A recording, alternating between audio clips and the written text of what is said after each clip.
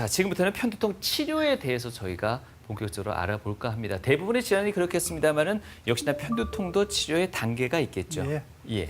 편두통 치료는 크게 4단계. 첫째는 두통을 일으키는 유발 요인을 파악해야 됩니다. 예. 그리하면 일기를 적어야 돼요. 일기에 자세하게 내가 어제 커피를 한 잔 마시고 두통이 좋아졌는데 두 번째 잔 마실 때 커피가 또 아팠다든지 그런 두통 일기를 자세히 적는 것이 편두통 유발 요인을 파악하는 데 중요합니다. 두 번째는 생활 습관 교정. 사실 이 두 번째 단계는 정말 중요한데 여전히 뭐 늘 의사들은 그런 말 해.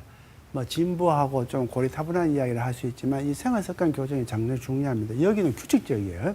제가 이야기했듯이 편두통은 변화를 싫어하는 거예요. 자는 시간, 먹는 시간 모든 걸 일정하게 해야 돼요. 저녁 10시에 자면 아침 7시에 일어나야 됩니다.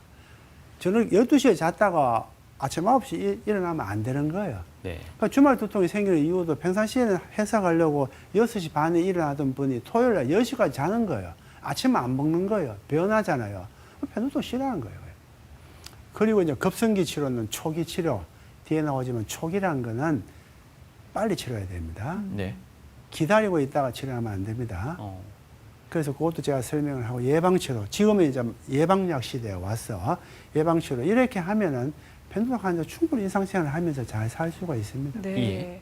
여기 보면 이제 두통의 강도로 1번은 막 아파도 참을만 해 정도가 1번이고 너무 아파서 지장이 많아. 이게 2번이에요. 3번은 너무 할 수 없는 거예요.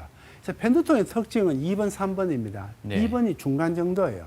중동도의 두통이라는 건 어떤 거냐 하면은 일을 연속적으로 할 수 없는 거예요.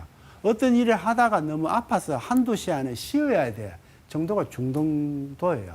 아니면 하는데 막 억지로 했어요. 학생이 수업을 듣긴 듣는데 선생님 말 기회 하나도. 이게 중동도예요. 심도라는 거는 학생은 학교를 못 가요. 직장인은 출석을 못 해요. 출근을 못 해요. 직장에서 다시 와야 돼요. 이게 심도인 거예요. 편두통이 가볍지 않은 거는 2번, 3번이 많은 거예요.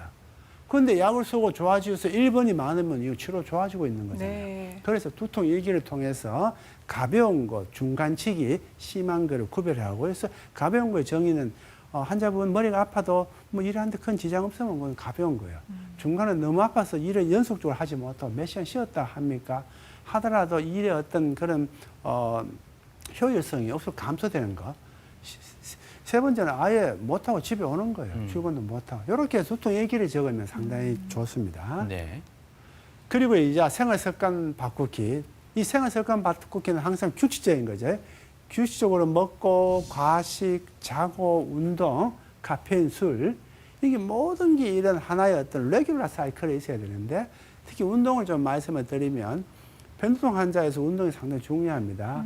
여기서 안 하던 운동 갑자기 하면 답으로 유발 요인으로 있기 때문에 처음에는 한 산책 정도 해서 한 10분 정도 가볍게 하시다가 네. 서서히 이제 어떤 시간과 강도를 올리는데 여러 연구에 의하면 한 40분 정도 유산소 운동을 일주일에 한 4번 정도 하면은 편두통 먹는 예방약만큼의 효과가 있어요.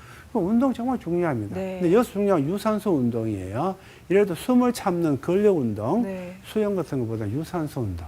처음에는 조금씩 해서 강도를 올리자. 그래서 운동하고 이런 것들은 절대로 진부한 이야기도 아니고 늘 하는 이야기가 아니고 돈 안 내고 돈 안 들고 할 수 있는 제일 좋은 거잖아요. 그래서 네. 이건 생활 습관만 교정해도 50%예요.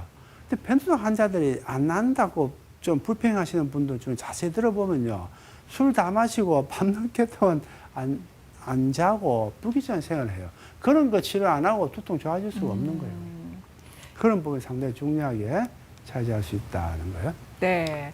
일단 생활 습관부터 개선을 해보고 나서 그다음 대책을 또 찾아봐야 될 것 같은데 약간 욱신거리는 정도의 두통은 이렇게 머리를 조금 관자놀이라고 해야 되나요? 여기 이렇게 눌러주는 것만으로도 조금 꾹 눌러주고. 네, 시원해지더라고요. 통증 완화에 도움은 되는 거죠? 예, 그게 마사지 효과죠. 네. 근데 그것도 두통의 원인 따라서 지금 이제 말씀하시는 거는 근육 긴장성 두통, 눌리고 쪼이고 압박받는 경우에 양 관절을 눌러주면 이완되기 때문에 근육 긴장성 두통이라는 건 근육이 수축해서 생기는 거거든요. 수축되고 경직되는 거니까 이걸 이렇게 부드럽게 풀어주는 거예요. 그래 함으로써 이 두통이 좋아지지만 편두통은 별로 안 좋아집니다. 그래 하더라도 근육 긴장성 두통, 흔히 신경성 두통에서 네. 그런 두통 완화요법이 일시적으로 도움이 될 수가 있습니다. 네.